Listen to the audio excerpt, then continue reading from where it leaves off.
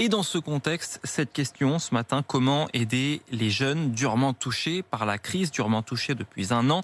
Ce sera le sujet du jour à l'Assemblée nationale avec cette proposition de loi des socialistes qui veulent créer un minimum jeunesse en mélangeant le RSA et la prime d'activité. Ils voudraient en faire un revenu de base de 564 € accessible dès 18 ans, ce qui n'est pas le cas aujourd'hui puisque le RSA est réservé à quelques exceptions près aux plus de 25 ans. Autrement dit, les jeunes, aujourd'hui, la plupart des jeunes sont exclus de la plupart des aides. Alexandra Sirgan en a rencontré quelques-uns pour RMC.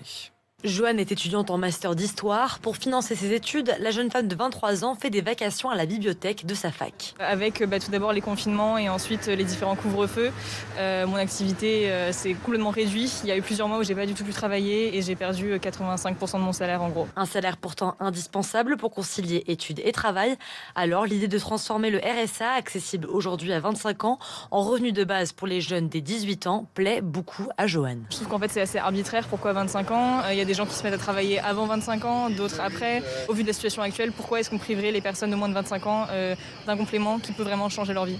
Mais pour Sofiane et Mathis, étudiants en prépa, le RSA pour les jeunes pourrait aussi être contre-productif. Pour l'avoir, cet argent, ils vont se reposer dessus et ils vont se dire que ça ne sert à rien de travailler si je peux toucher de l'argent sans me bouger. Après, ça peut être aussi une question d'ego parce que si on peut soi-même gagner son propre argent, ça peut aussi nous rapporter plus de satisfaction que si on est fourni par l'État. Le revenu de base prévu par la proposition de loi serait de 564 € par mois.